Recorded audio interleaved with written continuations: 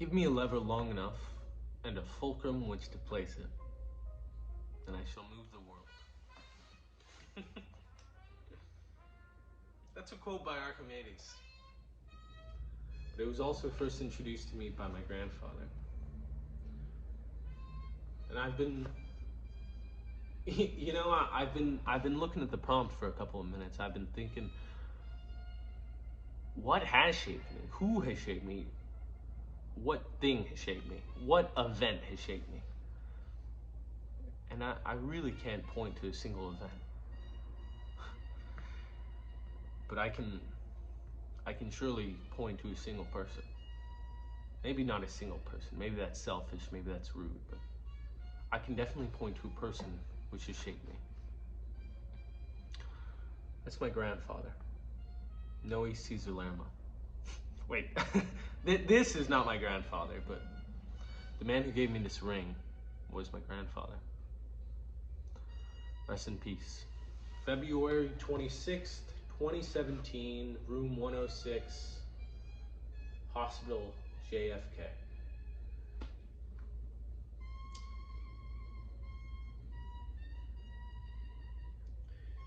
And you know, my grandpa, he played with me all the time. I used to play checkers, and I used to play Chinese checkers and chess and Sudoku and random card games that we would make up. And we would build tables together, and we would just make things and have fun. Of course, it has to come to an end, unfortunately.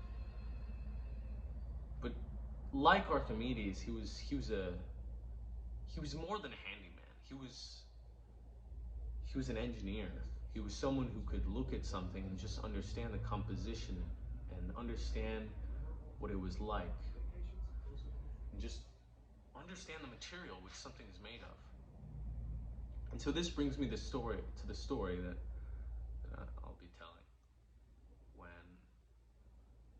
I went to a job site with my grandfather, and keep in mind he didn't graduate high school. He didn't even go to most of elementary school or middle school or high school. He was a migratory farm worker. He and his father and his something like 13 brothers.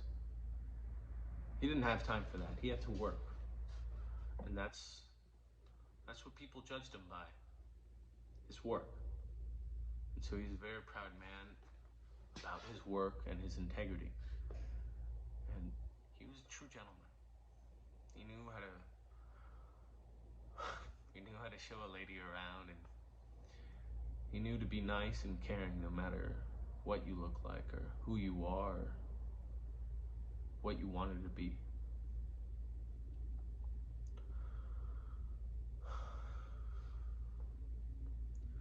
Now it's hard to say that I knew him, because I knew him, but I didn't really know him. I would play chess and checkers and Chinese checkers, and we would do all this fun stuff, but he was always so big. He was always this big, looming character. I didn't know him. I knew of him, but I didn't know him. So this brings me to the story. This is how you judge my character as well as my grandfather's, based on this story. One day, me and him, we went off to do a couple of errands in his white Chevy truck, and he had to go visit his job site. He had some things to do. He was actually the foreman of the construction site, and so he had a couple things to do. And so we stopped by the construction site, and at the construction site, some people were huddled around this man, this black man, actually. And this is early 2000s, so I'm sure you are familiar with what the political climate is. It's not what it is now, definitely, but there's still racism, and there's still hate, and there's still cruelty. My grandfather never stood for that. No matter who it was, he didn't care.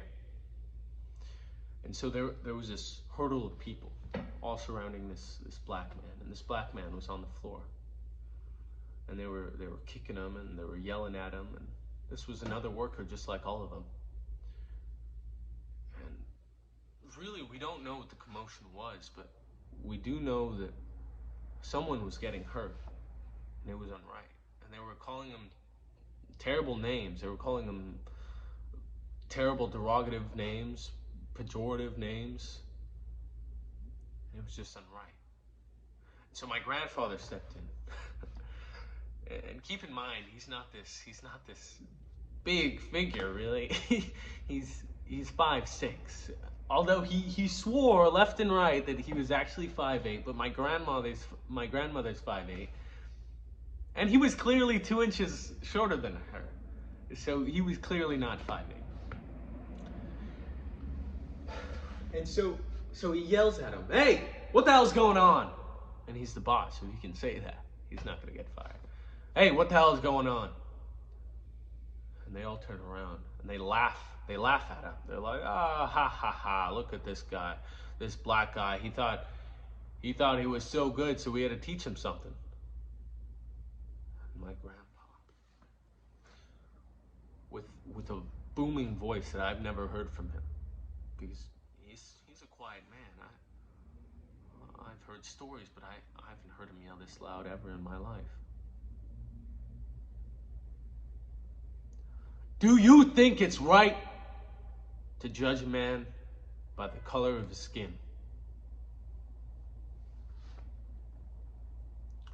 Inside my head, I thought about it. I said, no, of course not. That's what I've been taught my whole life. You don't judge people by the cover, you judge by what's inside the cover. Well, you shouldn't judge regardless, but that's what you're supposed to do. If someone's a terrible human being, then you give them the chance until they show that they're a terrible human being. And so keep in mind, my 5'6" grandfather is yelling at these guys, and they're well over 5'11". I mean, one or two are like around his height, maybe 5'8", 5'7". But he's not gonna win the fight. It's him versus 5 other guys. And he says to him, "Do you want me to kick your ass, or do I have to call the police?" And so they say, "Now watch it, you little scrawny man. You don't know who the hell you're talking to. We belong to Cantarana." And that's a gang over in Coachella, California. And so he says to him, "I don't care if you bring out a gun or a knife. I don't care if I have to beat you 100 times. You should know that it's not right to judge a man. It's not right to judge a woman, a disabled, a homosexual, a transsexual. It's not right. It's not right to judge anyone by what's on the outside."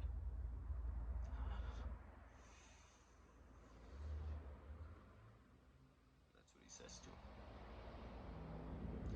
And he doesn't care. That's the kind of man he was. He doesn't care if he's 5'6" and he's not muscly. He's not anything intimidating. He's 5'6". He's got his grandson. But he taught me in that second, in that moment, he taught me that it's not right. It's not right to judge anyone.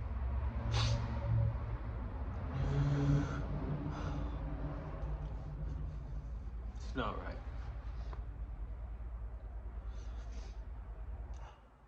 You must show everyone respect. Even if they don't give you respect back, you have to show them more respect. And if they're really hurting someone, if they're harming someone, you don't show any more respect.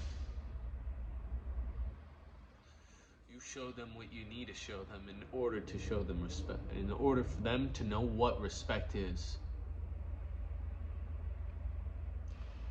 We're all alike on the inside, he said. So he ran at them. He ran at them with his wide fist, and he socked one right in the face. And I didn't know what to do. And so he grabbed the black man.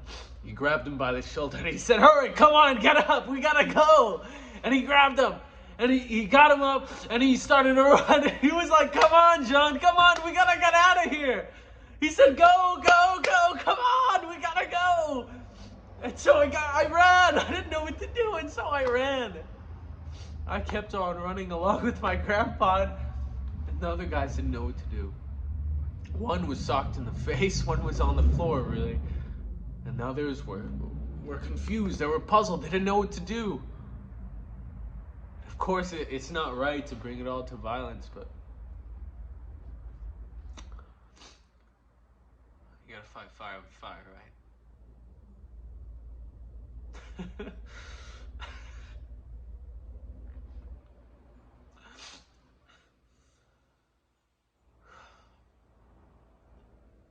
Thanks for listening.